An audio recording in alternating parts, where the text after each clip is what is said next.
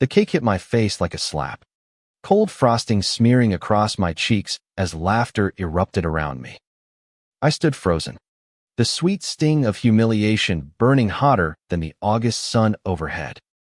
My son's wedding, meant to be a day of joy, had just turned into a public spectacle, and I was the unwilling star. I blinked through the haze of sugar and cream, my heart pounding as I registered the scene. My daughter-in-law, Claire, stood before me, her perfectly manicured hand still glistening with icing, her lips curled in a triumphant smirk. The crowd of guests' friends, family, strangers gasped, some chuckling nervously, others whispering in shock. My son, Ethan, stood beside her, his face pale, eyes darting between us like a man caught in a storm he couldn't control. Mom, Ethan started, but Claire's sharp laugh cut him off. Oh, come on, Margaret, it's just a little fun, Claire said, her voice dripping with mockery. You're always so serious. Lighten up. Fun. The word echoed in my mind as I wiped the cake from my eyes, my fingers trembling. This wasn't a playful gesture.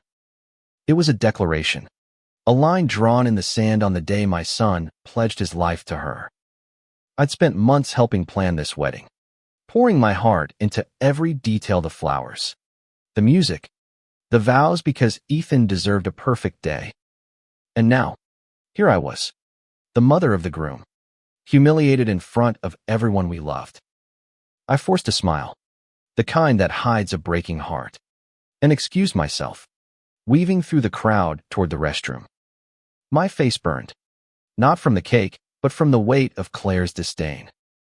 I'd sensed her resentment before her subtle jabs at family dinners, her dismissal of my suggestions for the wedding, but this was deliberate, a calculated act to put me in my place. Inside the restroom, I locked the door and leaned against the sink, staring at my reflection. At 50, I'd weathered my share of storms, raising Ethan alone after his father left, scraping by to give him a good life. But this moment felt like a betrayal of everything I'd built. I scrubbed the cake from my face, the water mixing with tears I hadn't realized were falling. Why did Claire hate me so much? And why hadn't Ethan stopped her? As I dried my face, a knock startled me.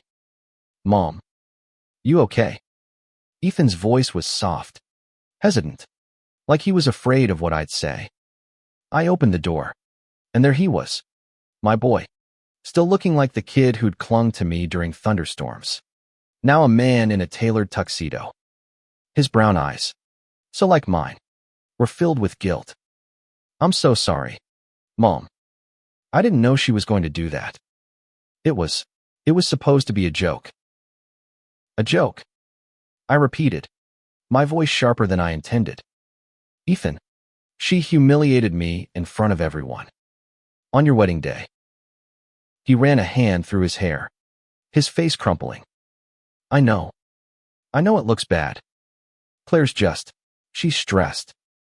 The wedding planning, the pressure, not herself. I wanted to believe him. Ethan had always seen the best in people, a trait I'd nurtured since he was small. But as I looked at him, I saw something else: fear. Not of me, but of losing Claire, of disrupting the life he'd chosen. I swallowed my anger, not wanting to ruin his day further. Let's just get through this. Okay, I said, touching his arm. We'll talk later. He nodded, relief washing over him, and we returned to the reception. The band played on, guests danced, and Claire was nowhere to be seen. I tried to focus on the joy: Ethan's smile, the love in the air, but the sting lingered. I mingled, forcing laughter, accepting compliments on my good sport attitude, all while scanning the crowd for Claire. Where had she gone? Minutes later, a scream pierced the music. The crowd parted, and there she was, Claire, collapsed on the grass, her white gown pooling around her like a fallen cloud. Tears streamed down her face, her mascara smudging as she clutched her chest, sobbing uncontrollably. Ethan rushed to her side, his voice frantic. Claire, What's wrong? What happened? I stood rooted, my heart racing. Was this guilt? A breakdown? Or something else entirely? Guests whispered. Phones emerged to capture the scene, and I felt a strange mix of pity and suspicion. Claire's eyes met mine for a fleeting moment, and in them, I saw something raw fear. Maybe. Or regret. But before I could process it, she buried her face in Ethan's shoulder, her sobs shaking her whole body. As Ethan helped her to her feet, I caught a glimpse of something in her hand, a crumpled piece of paper. It fell to the ground as she stood, unnoticed by the crowd. I stepped forward, my curiosity outweighing my hurt, and picked it up. It was a note, scrawled in hurried ink. You don't deserve him.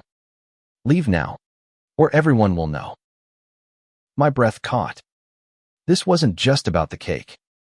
Something deeper, darker, was at play.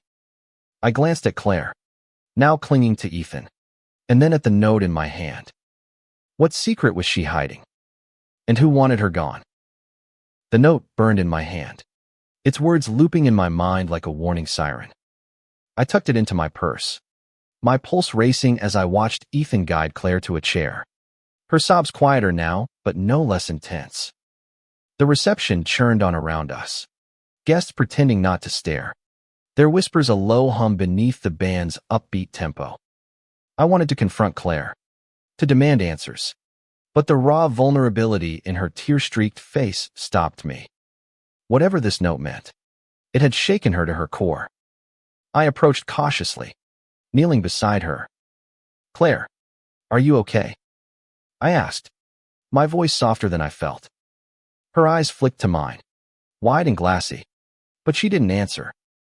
Ethan hovered protectively, his hand on her shoulder. She's just overwhelmed, he said, though his tone lacked conviction. It's been a long day. I nodded, not pressing further, but my mind was a storm of questions. Who wrote the note? What did they know about Claire that could unravel her like this? And why target her on her wedding day? I glanced at the crowd, searching for a clue, yet guilty glance. A lingering stare, but everyone seemed caught up in the drama, not orchestrating it. As the evening wore on, Claire recovered enough to rejoin the reception, though her smile was brittle, her laughter forced. Ethan stayed glued to her side, casting worried glances my way. I wanted to pull him aside, show him the note, but the timing felt wrong. This was his wedding, his moment. I couldn't ruin it with suspicions I didn't yet understand. Instead, I played my role, smiling for photos, toasting the couple, ignoring the occasional guest who mentioned the cake incident with a chuckle. But the note weighed on me, a secret I couldn't shake. When the dancing began, I slipped away to a quiet corner of the venue, pulling the crumpled paper from my purse. The handwriting was unfamiliar, jagged, as if written in haste or anger. You don't deserve him. Leave now, or everyone will know. The threat was clear, but the what was a mystery. I thought back to the months leading up to the wedding. Claire had always been guarded. Her past a patchwork of vague stories. Grew up in a small town. No close family. A few failed relationships. Ethan adored her confidence, her ambition, but I'd sensed a wall between us, a coldness I couldn't breach. Had she been hiding something all along? A secret big enough to warrant this kind of threat? Margaret. A voice startled me. It was Susan, Ethan's godmother and my closest friend, her silver hair glinting under the string lights. You look like you've seen a ghost. What's going on? I hesitated, then showed her the note. Her eyes narrowed as she read it, her lips pressing into a thin line. This is serious, she said, handing it back. Someone's trying to scare her or worse. But who? I whispered. And why now? Susan glanced at Claire, who was swaying with Ethan on the dance floor, her face pressed against his chest. Weddings bring out raw emotions. Old grudges, hidden truths. Maybe someone from her past is here. Her words sent a chill through me. I scanned the crowd again, my eyes landing on a man standing alone near the bar. He was in his late 30s, sharply dressed but out of place. His gaze fixed on Claire with an intensity that made my skin prickle. I didn't recognize him, but something about his posture tense, almost predatory, set off alarms in my head. "Susan, do you know him?" I asked, nodding toward the stranger. She frowned, following my gaze. "No, but he's been watching her all night. I thought he was just a guest." But before she could finish, the man turned and slipped out of the reception, disappearing into the night. My instincts screamed to follow, but I stayed put, the note still clutched in my hand. Whoever he was connected to this. I could feel it. As the night wound down, I made a decision. I wouldn't confront Claire, yet not without more answers. But I would find out who wrote that note and what they knew. For Ethan's sake, and maybe even for Claire's, I needed the truth. The reception ended with fireworks, bursts of light painting the sky as guests cheered. Ethan and Claire left for their honeymoon suite, her hand tight in his, her eyes avoiding mine. I watched them go, the note a heavy weight in my purse. This wasn't over. Not by a long shot. The morning after the wedding, I woke with the note's words seared into my mind. "You don't deserve him. Leave now, or everyone will know." I sat at my kitchen table, the crumpled paper spread before me, its edges worn from my restless fingers. Ethan and Claire were on their way to the Bahamas, blissfully unaware that I was about to unravel a mystery that could change everything. I called Susan, who arrived with coffee and a determined glint in her eye. "We need to figure out who that man was," she said, sipping her latte. "The one staring at Claire. He's our best lead." I nodded, my resolve hardening. I'd spent years protecting Ethan, shielding him from his father's abandonment, from the world's harsh edges. If Claire was hiding something that could hurt him, I had to know. But a small part of Maya, mother's instinct, perhaps felt a flicker of sympathy for her. Her collapse at the wedding wasn't just theatrics. Something, or someone, had terrified her. We started with the guest list, which I'd helped compile. Most names were familiar family, friends, Ethan's colleagues, but a few plus ones were vague, listed only as guest of so-and-so. Susan suggested we check social media, cross-referencing photos from the wedding. Guests had posted dozens of pictures, capturing candid moments under hashtags like Ethan and Claire forever. I scrolled through, my heart sinking at the images of Claire's smirk as she smeared cake on my face. But I pushed past the hurt, searching for the stranger. There, Susan pointed at a blurry photo in the background of a dance floor shot. The man from the bar stood near a table, his face half-turned, but his sharp jawline and dark hair were unmistakable. I zoomed in, my stomach twisting. He wasn't tagged, but the caption mentioned a friend of Claire's from college. "College?" I murmured. Claire rarely talked about her past, but she'd mentioned studying at a small liberal arts school in Ohio. It was a start. I dug through her public social media profiles, which were sparse, but an old photo album from her college years caught my eye. There he was, the same man, younger, laughing with Claire at a campus event. No name, no context, but the familiarity in their smiles spoke volumes. Susan leaned over my shoulder. They knew each other well enough to pose like that. I nodded, my mind racing. Was he an ex? A friend?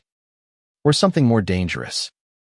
I sent a message to the mutual friend who'd posted the photo, casually asking about the guy in the background.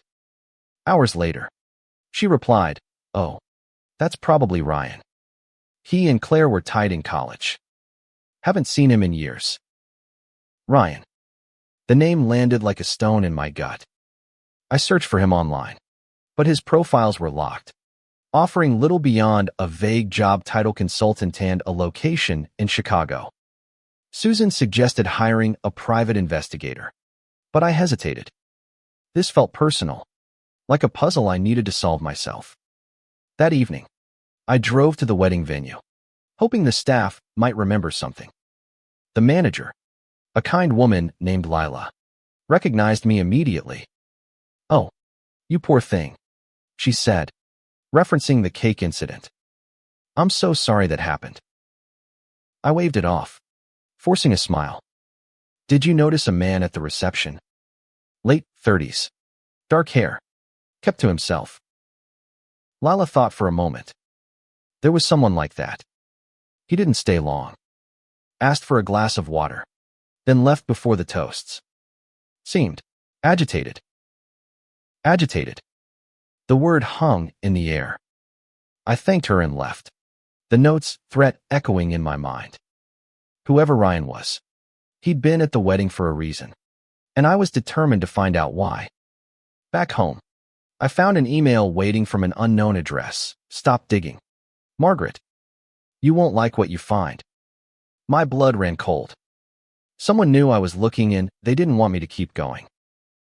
The email stared back at me from my laptop screen. "Stop digging. Margaret. You won't like what you find." My hands shook as I read it again, the words sinking like lead into my chest. Someone was watching me. Someone who knew my name and what I was after. I closed the laptop, my heart hammering, and glanced out the window into the dark. The quiet of my suburban street felt suddenly menacing, as if eyes were lurking just beyond the glow of the streetlights. I called Susan, my voice barely steady as I read her the email. "Margaret, you need to be careful," she said, her tone sharp with worry. "This isn't just a note at a wedding anymore. This is a threat." "I know," I said, pacing the kitchen. "But I can't stop now. If Claire's hiding something that could hurt Ethan, I have to protect him."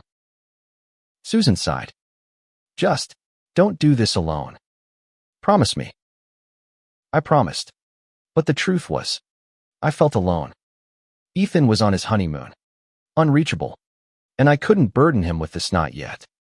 The email sender was anonymous, but the mention of my name suggested someone close, someone who'd been at the wedding.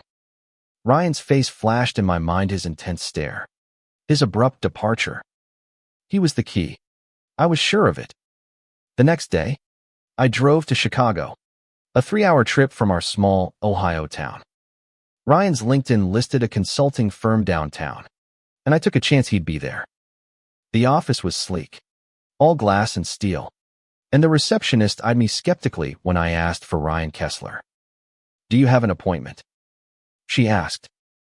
"No, but it's urgent," I said, clutching my purse where the note still sat. "It's about a mutual friend, Claire Thompson." Her expression shifted, a flicker of recognition, but she shook her head. "He's not in today. Sorry." Defeated, I left, but as I stepped onto the sidewalk, I spotted him, Ryan, crossing the street, his face tense as he spoke into his phone. I followed, keeping my distance, my heart pounding with a mix of fear and determination. He entered a coffee shop, and I slipped in behind him, pretending to study the menu. He sat alone, scrolling through his phone, his jaw tight. I gathered my courage and approached.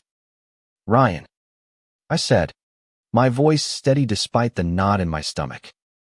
He looked up, startled, his eyes narrowing. "Who are you?" "Margaret, Ethan's mother. We met, indirectly, at the wedding." His face paled, and he stood abruptly, knocking over his coffee. "I don't know what you're talking about," he said, but his voice trembled. "I found the note," I said, lowering my voice. "The one you left for Claire." He froze, his eyes darting to the door. For a moment, I thought he'd run, but then he sank back into his chair, defeated. "You don't understand," he said, his voice barely a whisper. "It's not what you think." "Then tell me," I pressed. "What does Claire not deserve? What's the secret?" He rubbed his face, his hands shaking. "It's not my story to tell. But you're right, hiding something. And it's bigger than you know." Before I could push further, he stood and left, leaving me with more questions than answers. As I drove home, my phone buzzed with another email. You were warned. Back off, or Ethan pays the price. The threat against Ethan stopped me cold. Back off, or Ethan pays the price. I stared at the email, my hands trembling as I sat in my car, still parked outside the Chicago coffee shop where Ryan had left me reeling. This wasn't just about Claire Anna Marie, it was about my son, the one person I'd do anything to protect. I forwarded the email to Susan, who called immediately. Margaret, you need to go to the police, she said, her voice urgent. This is getting dangerous. But I couldn't. Not yet. The police would ask questions, drag Ethan and Claire into this mess while they were still on their honeymoon. I needed answers first, something concrete to prove this wasn't just a prank. Ryan's words echoed in my mind. It's bigger than you know. What was Claire hiding? And why was someone so desperate to keep it buried? I drove home, my mind a tangle of fear and determination. That night, I scoured Claire's social media again, digging deeper into her college years. A buried post from a friend mentioned a scandal, a lawsuit against the college involving Claire and a professor. The details were vague, but the word ethics violation stood out. Had Claire done something unforgivable? Was Ryan involved? The next morning, I called the college's alumni office, posing as a reporter researching a story. The administrator was hesitant, but confirmed a lawsuit from Claire's senior year. It was settled out of court, she said. Something about a professor and a student. I can't say more. It was enough. I tracked down the professor's name, Dr. Alan Pierce, and found he still taught at a nearby community college. I drove there, my heart pounding, and waited outside his office. When he emerged, a wiry man in his 60s with tired eyes, I introduced myself. I'm here about Claire Thompson, I said, watching his reaction. His face hardened. I don't talk about her, he said, brushing past me. Please, I said, following. It's about my son. He's married to her. He stopped, his shoulders sagging. She was my student, he said finally. Brilliant. Ambitious. But she crossed a line, fabricated research for a project we co-published. When I found out, I reported her. She threatened to ruin me, claimed we had an affair. The college settled to avoid a scandal, but it cost me my reputation. And Ryan? I asked, my voice barely steady. Ryan Kessler was her boyfriend back then, he said. He helped her cover it up. They both got away with it. I drove home in a daze, the pieces falling into place. Claire had a history of deceit, and Ryan was part of it. But why the note? Why now? And who was threatening Ethan? That night, another email arrived. You're getting close. Too close. Stop, or you'll regret it. The emails were piling up, each one a tighter knot around my heart. Stop, or you'll regret it. I hadn't told Ethan yet, but the threats were wearing me down, gnawing at the edges of my resolve. Claire's past was unraveling a web of lies spun in college, with Ryan at her side, but the why of it all still eluded me. Why target her now, on her wedding day? And why threaten Ethan? I confided in Susan, who insisted we hire a private investigator. You're in over your head, Margaret, she said. Let a professional handle this. Reluctantly, I agreed. The investigator, a gruff man named Tom, took the note and emails, promising to trace their origins. Give me a week, he said, and stay out of trouble. But trouble found me. 2 days later, as I pulled into my driveway, I noticed my front door ajar. My heart sank. I called Susan, who rushed over, and together we entered, my hands shaking as I gripped my phone. The house was trash drawers emptied, photos torn from frames. On the kitchen table, a single word was scrawled in red marker: stop. I called Tom, who arrived within the hour. "This is escalation," he said, photographing the scene. "Whoever's behind this knows you're not backing down." The next day, Tom called with a lead. The emails were sent from a burner account, but the IP address traced to a Chicago library. Ryan. It had to be him. I wanted to confront him again, but Tom warned me off. "Let me handle it," he said. "He's dangerous." Instead, I focused on Claire. Ethan had texted me from their honeymoon, gushing about how happy they were, oblivious to the storm brewing. I couldn't keep this from him much longer, but I needed proof. I reached out to Dr.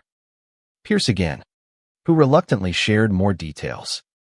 Claire's fabricated research had cost the college thousands in grants, and Ryan had helped her forge documents. After the settlement, Claire left town, but Ryan stayed, his life unraveling as he blamed her for his own fall.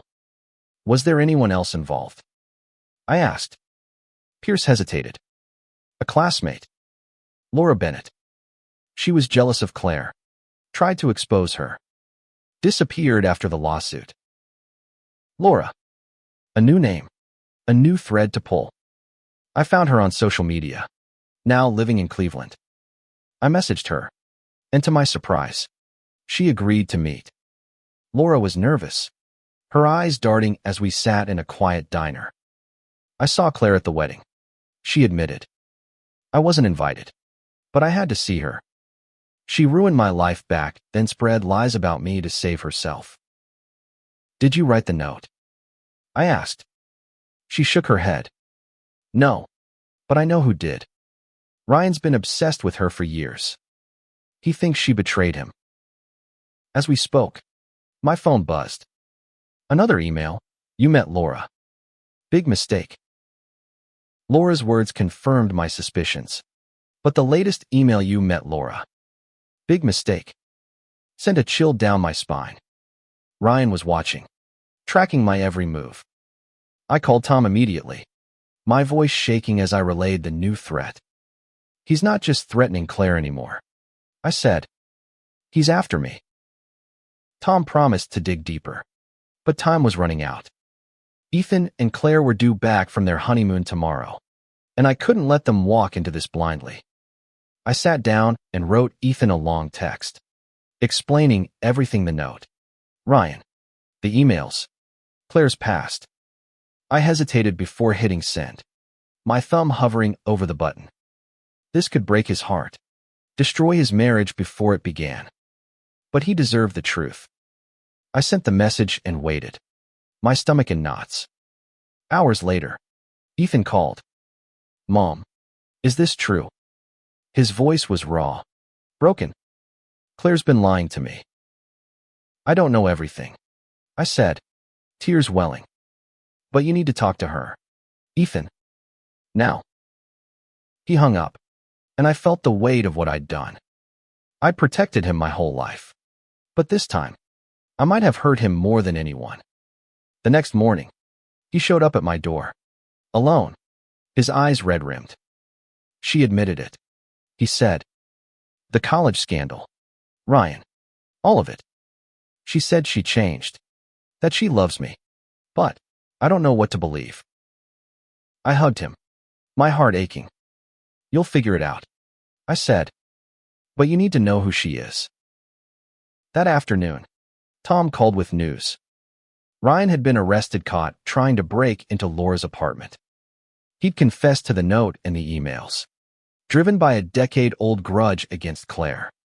He'd seen her wedding announcement online and snapped, determined to ruin her happiness as she'd ruined his. Claire came to see me that evening, her face pale, her bravado gone. "I'm sorry," she said, her voice breaking. "The cake. It was stupid. I was scared, lashing out. I thought you'd judge me if you knew about my past." I looked at her, seeing not the smirking bride, but a woman haunted by her mistakes. "You hurt me," I said, "but you hurt Ethan more. If you love him, be honest with him." She nodded, tears falling. "I will. I swear. Months later, Ethan and Claire were still together, working through the truth in therapy. The cake incident became a family story, a painful reminder of how secrets can fester. I forgave Claire, not for her sake, but for Ethan's. And in forgiving her, I found a strange peace, a reminder that love messy, flawed, human can endure even the worst betrayals.